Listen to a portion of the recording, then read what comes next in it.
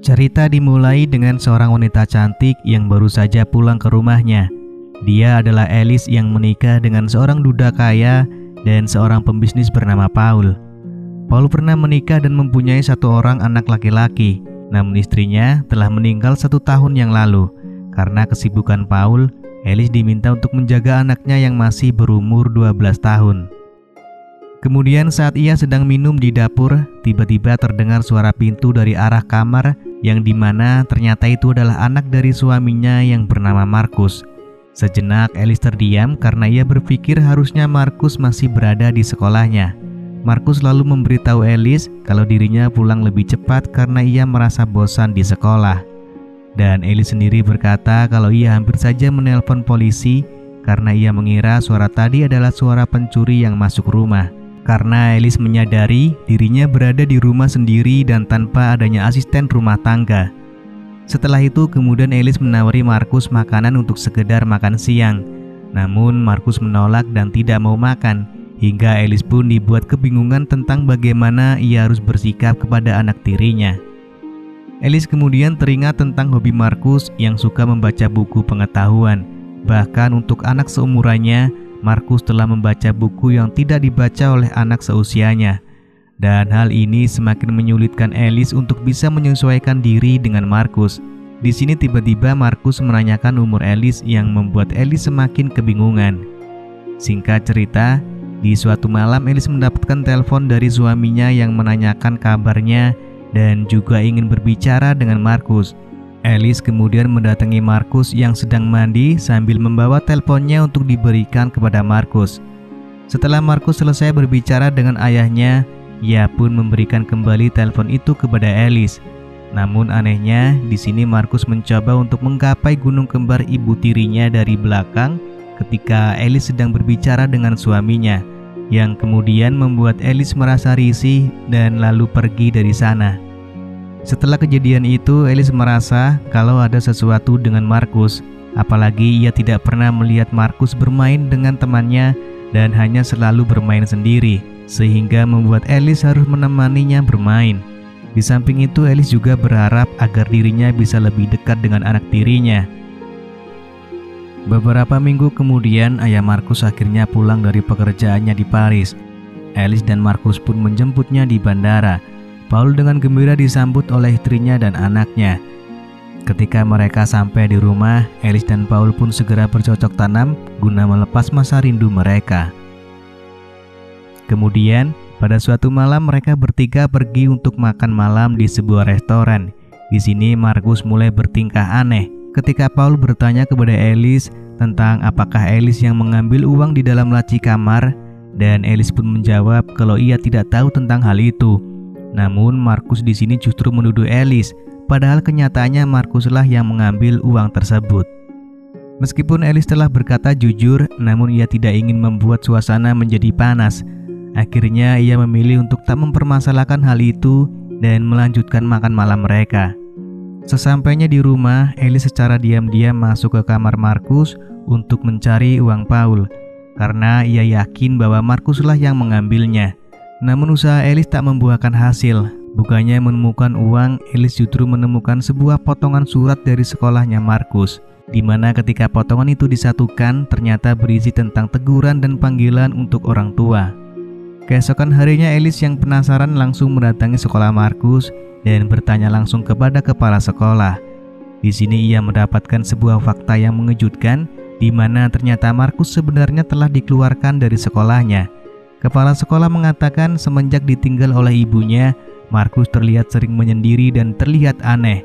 Bahkan kepala sekolah pernah melihatnya menghabisi seekor kucing, dan itu adalah tindakan yang tidak bisa ditolerir oleh pihak sekolah.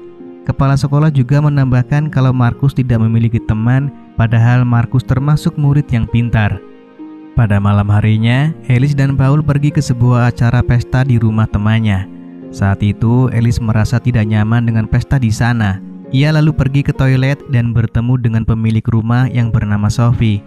Ternyata Sophie adalah sahabat baik mendiang ibunya Markus. Sophie terlihat begitu murung dan kesepian walau ia mengadakan pesta di rumahnya. Diketahui jika ternyata Sophie teringat akan mendiang ibunya Markus.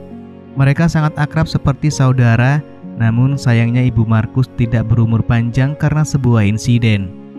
Sophie lalu menceritakan kejadian kepada Alice bagaimana ibunya Markus bisa meninggal. Di saat itu dirinya sedang berada pada sebuah kolam. Namun pada saat ia menceburkan dirinya, tiba-tiba ia mengalami kejang-kejang sampai akhirnya meninggal. Dan diketahui sebelumnya kalau ibunya Markus mempunyai riwayat jantung.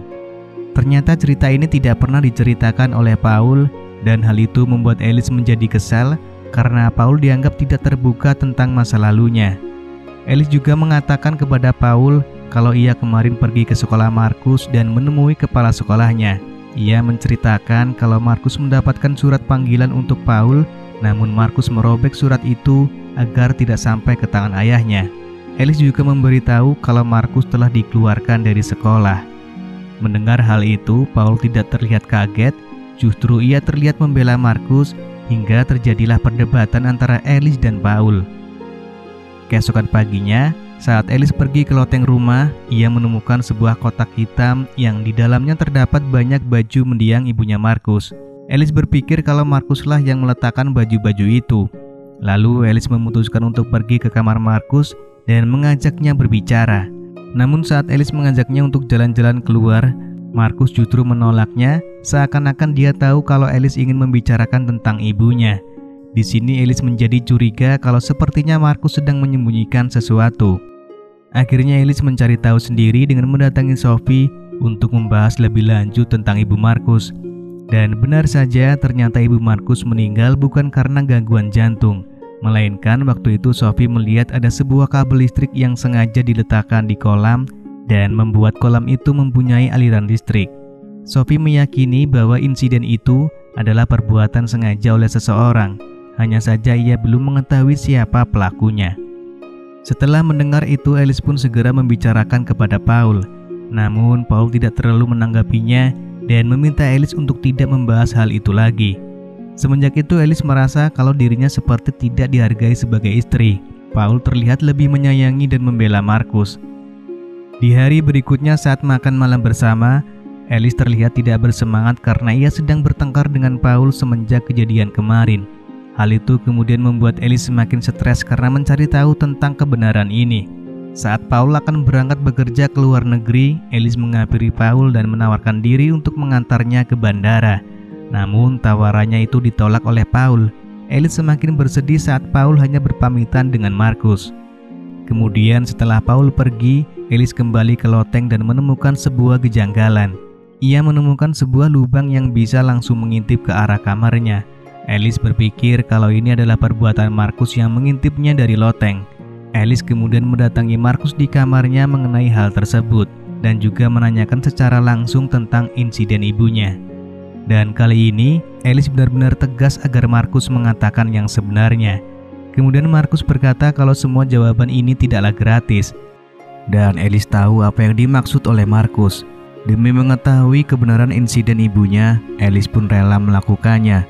Hingga Alice pun dengan nekat melepaskan semuanya dan memperlihatkan lahan suburnya. Melihat ibu tirinya seperti itu, Markus dengan segera mengatakan yang sebenarnya. Markus berkata jika dirinya lah yang membuat insiden ibunya meninggal.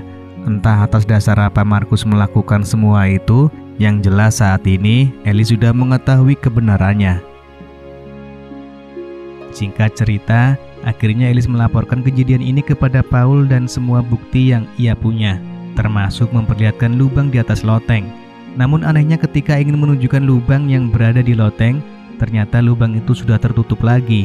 Hingga hal itu membuat Paul tidak mempercayai ucapan Alice dan menganggapnya tidak waras.